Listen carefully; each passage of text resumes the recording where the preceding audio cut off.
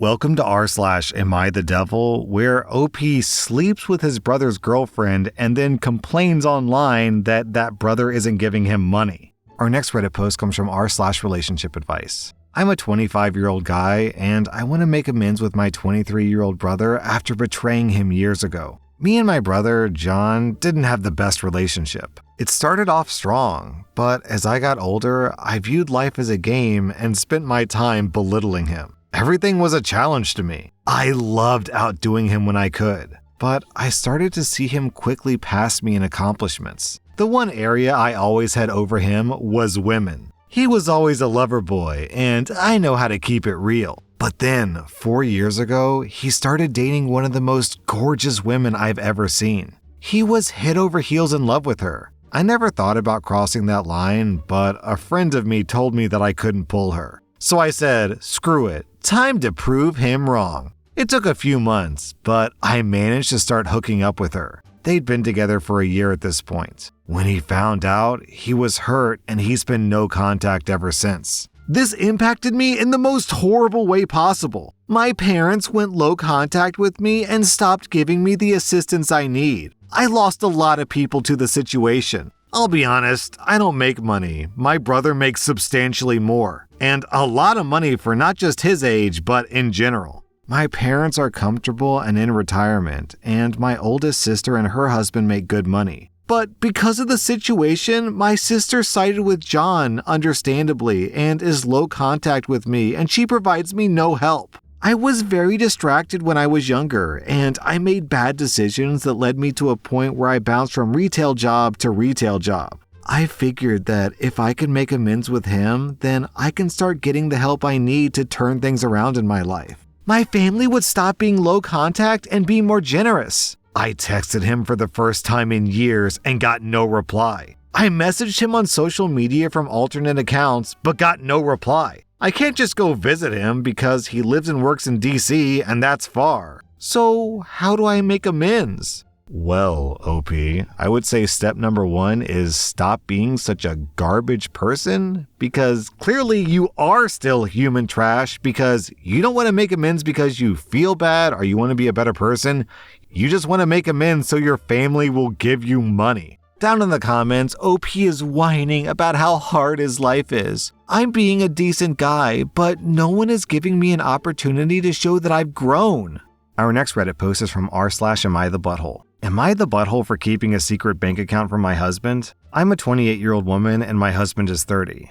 Recently, my husband decided to leave me after finding out that I've been keeping a secret bank account from him throughout our relationship. For beginners, my mom went through a very abusive marriage before she finally gained the courage to leave. She always said that having a separate, secret account was necessary for her escape plan, and she advised me to do the same in case I ever found myself in a similar situation. I opened a secret bank account a few years ago while I was working and started quietly saving money without my husband's knowledge after taking her words to heart. Now to the present. My husband had no idea about this account until he stumbled upon some documents while searching for his birth certificate. He was furious and hurt. He said that he was feeling betrayed. Upon confronting me about it, he expressed his disappointment, highlighting that he was working 2 jobs to support us for the past 3 years, and how I could have contributed financially during times of hardship after I lost my job. His frustration stems from a few incidents in our lives when things were financially tough for us. There was a period when his car broke down, and he had to rely on public transportation to get to and from work.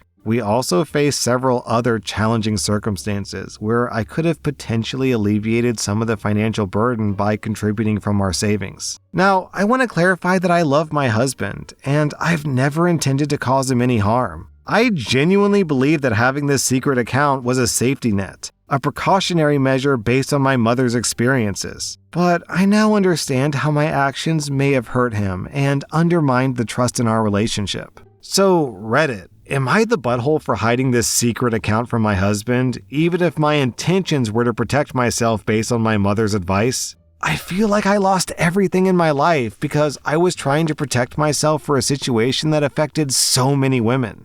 Also, man, down in the comments, this is pretty bad. Down in the comments, we find out that the amount of money she has stashed away is $21,000. Also, her husband donated part of his liver to her to save her life, and she still doesn't trust him. Dude, imagine giving someone one of your organs and they're like, thanks, but I'd like to keep my options open. Our next Reddit post comes from rSlash If I could give anyone a piece of advice for divorce, it would be to not do it under normal circumstances. If your spouse is beating you or threatening you or your kids, then of course get out and fast. In my case, there was no abuse. We were together for 8 years that was mostly good, and we have 4 kids. Right around 5 years in, I got a promotion at work, and I got it in my head that my ex-husband was dragging me down, or at least holding me back from more success and a better life. We never had a lot of money, but with my promotion, I was now making more than he was. I started working longer hours, and at the same time, his hours were cut, so he was at home more. I really began to resent him because he was home and because he got to spend time with our kids. Most nights when I got home, they were already getting ready for bed, if not already sleeping. After a few months of my new job, it was clear to me that things were not going well at home without me there. Some nights, the dishes weren't done when I got home, or the kids hadn't eaten, or whatever else I could think of to be mad at him about. It really didn't matter. He kept saying that he would try harder, but that it was hard being home all the time. That always made me really mad. For the next couple of years, things kept getting worse. My hours weren't any shorter, and his were on and off full time. There were no convenient times for him to be working full time because of my hours, but we also needed the money. Whenever he would tell me that he could get extra hours, I would always complain. And the less hours he worked, the more I complained that he wasn't bringing in enough money. Whenever I brought up the contradiction, I would tell him that he needed to figure it out. I knew that that would bother him, so I started saying that a lot and for everything that I could. I really started to resent him, and I pulled away from him. I knew that it was hurting him, but I didn't care. If he didn't want to be hurt, then he would at least try to make me happy. I used that same thing to justify it when I started to talk to another guy at work. Jesus, man. I thought he was just a friend, but talking at work turned into texting at home and then pictures and videos, and then trying to sneak some alone time with him. I knew that it was wrong, but it made me feel so alive. And my husband hadn't made me feel like that in years. I was tired of being unhappy, and I was doing this for me. The worst was the night that I came home at a reasonable time and found that he had cleaned the whole house, cooked the whole family dinner, and picked out a movie for all of us to watch together. That would have made me swoon a couple of years earlier. But that night, I couldn't even look at him, and I pretended to be sick. I spent the rest of the night in bed while he waited on me and checked on me and even made me different food and brought it to me in bed. It made me feel terrible, and then it made me angry that he would make me feel that way, and by the end of the night, I was texting with the other guy. After that night, over the next month or two, it didn't matter what he did. He was wrong just for breathing most days. He would get so upset with how I was treating him, and I would just wait and egg him on into losing it because I knew that it would happen eventually. After most of the fights we had, he would apologize for whatever I told him he did wrong, even if he never did something wrong. But I never apologized. Usually, I would find a way to make him feel even worse. I knew that I was right because he was wrong, and that was all that mattered to me. I even pretended that I didn't care when he found out about my relationship with the guy from work. It really destroyed me inside to see him holding back tears, but I wasn't going to let him see that. He was at his weakest, and that was when I chose to tell him that I wanted a divorce. I could almost hear his heart shattering inside of his chest. He talked and fought and said that we could work through it together. I really wasn't interested in fixing our marriage, but I mostly ended things with the other guy, but only because I knew that I could get it back if I wanted it. I could see that he was trying, and occasionally I would let him know, but for the most part, I kept being a huge B-word to him for any and all reasons that I could think of. I'm not sure how much more the man could have done to make me happy besides finding a job that paid enough for me to not have to work at all. He said that he was looking, but looking and finding are two different things. It was around this time that I discovered this subreddit and a few others. I started making posts about him from my perspective only, and I got so much positive feedback for how I was feeling that I knew that I was right. The more I posted, the more validation I got. It wasn't just me who knew that my ex-husband wasn't worth keeping around. I had the whole internet telling me how terrible he is. I started saying awful things to him and even outright ignoring him. I was so confident with mine and everyone else's opinion that I contacted a lawyer, and within a couple of weeks, I filed for divorce. I continued to use this site and a couple of others to validate my feelings and for encouragement to go through with it, and finally, it was done. It went pretty smoothly. My ex-husband didn't ask for much besides to not get divorced and to try to work it all out. I didn't care about that though. He was broken, but I was free. I could do whatever I wanted without having to feel any guilt or answer to anybody. It was an amazing feeling of freedom,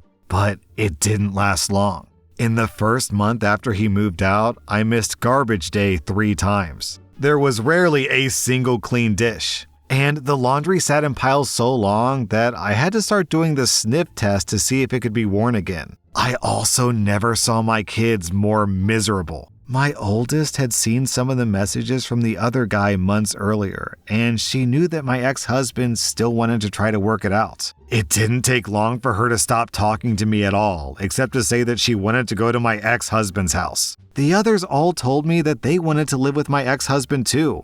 I did my best to try to make them happy, but I ended up just buying them toys all the time, and the happiness only lasted minutes. Also, I was having a lot of trouble with work. Since I was on my own, I couldn't work all those extra hours that I was expected to. I finally gave in and started calling my ex-husband to watch the kids. He would always come over as soon as he could, and he would always ask if I needed anything. When I would get home, I would find clean dishes and laundry and even dinner sometimes. He would never say too much after I got home. He would just say to call if I needed anything and then leave. One night, he took out the garbage and brought it to the curb because it was garbage night and I had forgotten again. He always looked so sad when it was time to go. Finally, after a couple of months, my friends convinced me to go out on a date. It was for dinner and a movie, and I was excited and hopeful. But at dinner, I started getting a feeling of overwhelming guilt. It was so bad that I ended up not even going to the movie. 1 week and about 1 million tears later, I was on a therapist's couch. I told her everything that had happened, starting with the promotion that I got at work. She didn't agree with me or any of the encouragement for divorce that I had gotten online.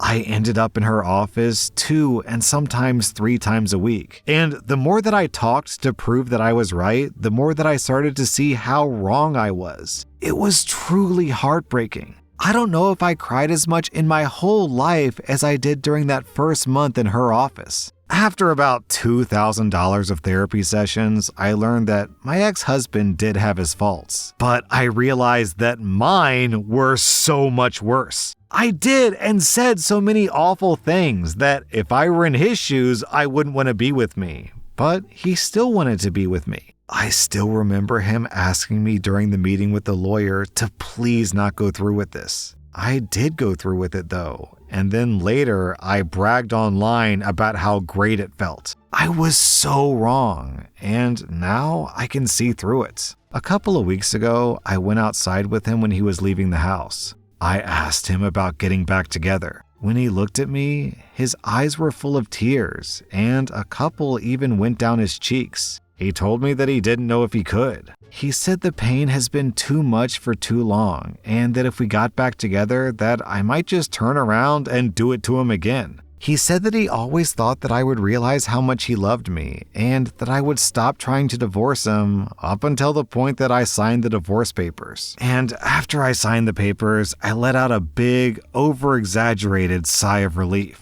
He then said that that sigh hurt him more than anything else, and he doesn't know if he can ever trust me again. I don't blame him. I destroyed a man who, looking back, was a great husband. I deprived my kids of having a great father in the house with them, and I took his kids away from him. And me, the one who pushed for the divorce, expecting happiness and a life of freedom, now spends all my free time sitting at home or sitting on a therapist's couch. please don't take the advice of anyone online or anyone else about getting a divorce. If your marriage is bad, look at yourself first and see if you can make changes. This is advice for men and women. Getting divorced is not fun. Being divorced is not fun. And seeing your husband broken and your children never happy because of your actions is the most painful experience that I can imagine. Wow, it's almost as though you can see OP systematically destroying her life in real time. And you know what the worst part about this is?